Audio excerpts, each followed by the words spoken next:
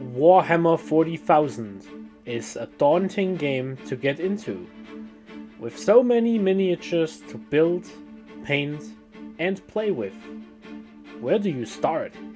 In this series, we will raise an army from 0 to 2000, with the goal to win a tournament. Welcome to 40k from scratch. Salutations, Imperial citizens and battle brothers. Welcome to the grand finale of 40k from scratch. In this episode, we play our long-awaited 3-round event. 34 players, including the 6th best player in my country. Let's not waste any more time and get into the long-awaited purchases.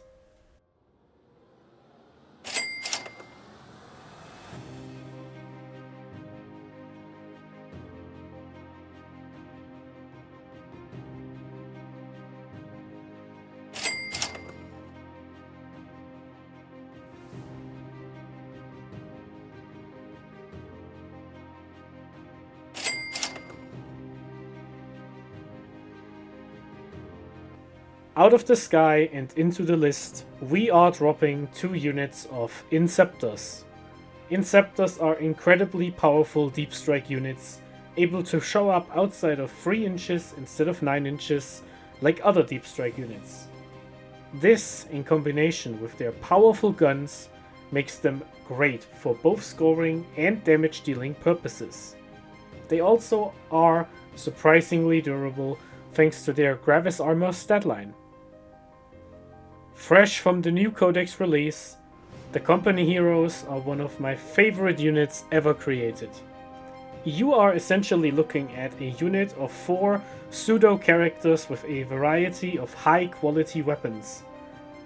They are very durable, have respectable combat, and make the perfect escort for Uriel Ventris.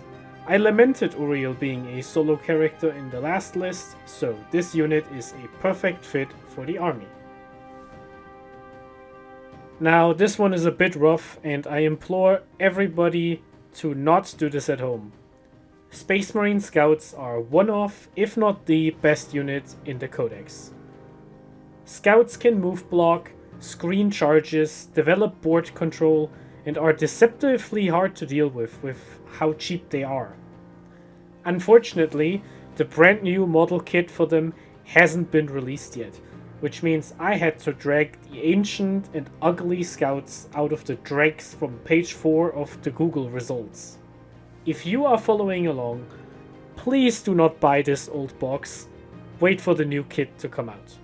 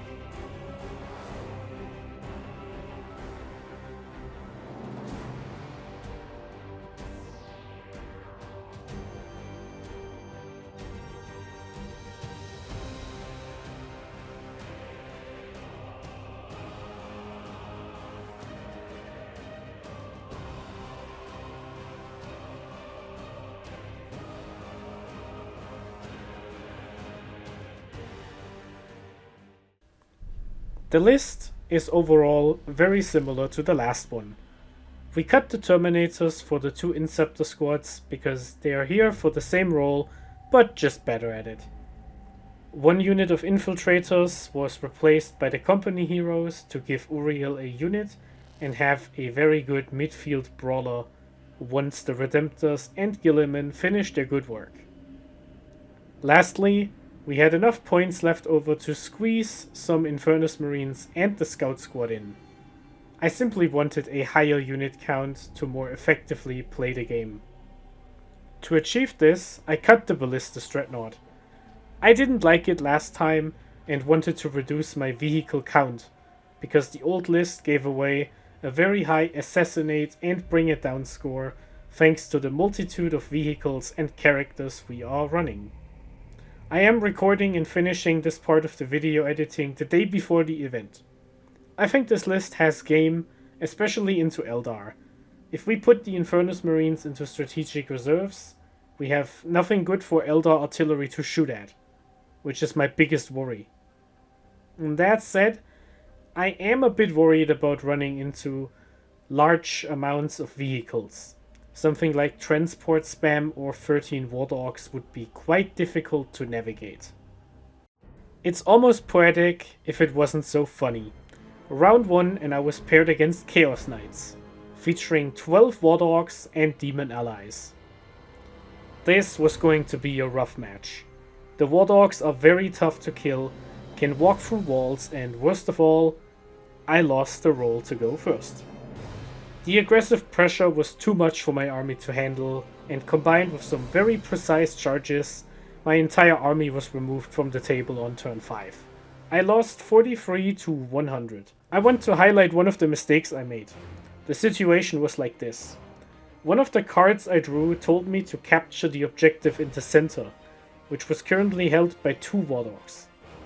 I moved an infantry unit up and tried to kill the further war dog with shooting, while Gilliman charges and destroys the forward one in close combat. Gilliman succeeded, but the other dog survived my Lancer thanks to its invulnerable saves. There was, however, a safer play to achieve this. Had I chosen the +1 OC and reroll leadership aura on Gilliman, I would have had enough OC between Gilliman's 5 and the unit's 4 to outscore the 8 of the war dog in the back. This aura is so rarely used, I didn't even consider it a possibility. My second game was fought against myself, the Ultramarines, in a Vanguard Spearhead detachment. This was one incredibly close game, fought to tooth and nail, back and forth. My opponent had bad luck with their saves, I had really bad luck with my secondary cards, and the game would have been a draw in the tournament metric had my opponent brought a fully painted army. Thanks to this, I barely took the victory in a 83 to 73 nail biter.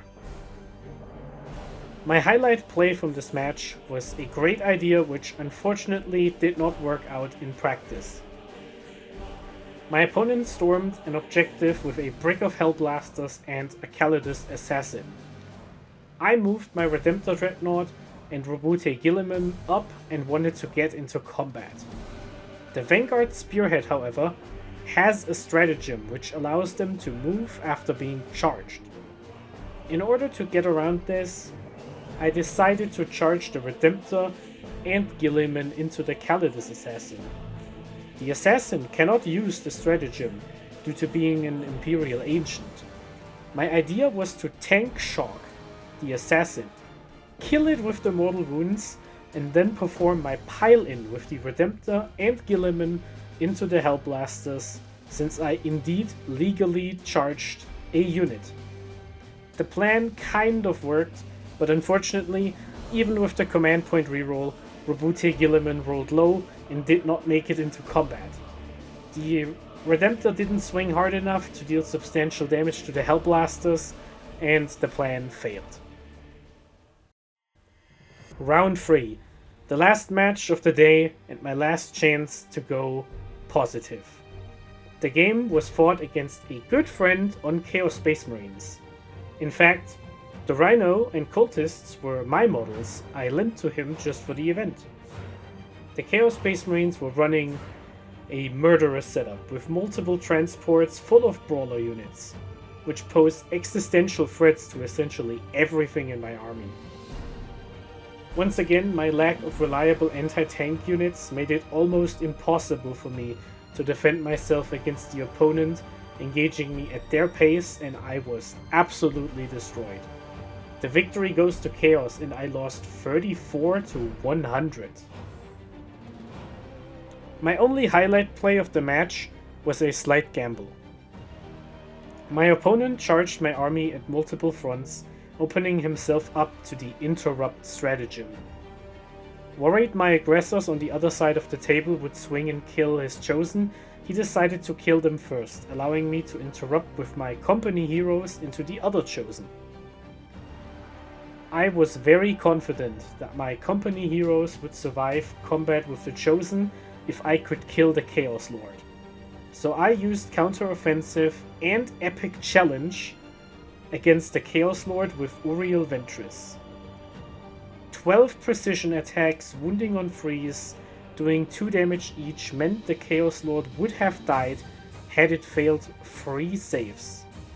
According to the calculator, Uriel and the company champion had around a 75% chance to kill the Chaos Lord in this scenario, but unfortunately disaster struck and the Lord survived on 1 wound. The Lord then promptly swung and killed the entire unit, leaving me 3 command points and a unit short after the exchange. In retrospect, I am very unhappy with how I performed on the day, and I have nobody to blame but myself and the choices I have made. I put too much emphasis on the Eldar indirect matchup, which was warranted considering 3 of the 4 top spots were taken by Eldar players. However, I should have respected enemy vehicles more and walked away from the games with a few revelations. If I had to redesign the list with the models we own, I would put the Ballistus Dreadnought back in and remove the Librarian and the Infernus Marines. The Librarian is good, but the list has too many points in the character slot and not enough action. My personal adjustment would be to play more conservatively and try to save as many of my units for the late game as possible. Against aggressive armies like Chaos Space Marines, Chaos Knights, Orcs, it's fine to give them a small lead on primary for turns 2 and 3 if you can reliably remove their units by the time you catch up on turn 4 and 5. And this is the end of 40k from scratch. Even though we didn't end up winning a tournament, we have accomplished the goal of building an army over the course of the last 6 months, and I am grateful for everyone who tuned in to watch every new episode every month. I will take a little break, but return soon. Next year, I plan to start a brand new army for Season 2 of 40k from scratch. I will make some changes to the frequency and how to approach the budget, but I hope you will be interested in the next army project. Does that mean the end of Ultramarine content? Absolutely not. I plan to make dedicated videos about future army lists and event reports. If you follow me on Discord or Reddit, you would know that I have been glancing longingly at the Vanguard Spearhead detachment for over a month at this point, so look forward to that. Thank you for everything. Courage and honor, Battle Brothers.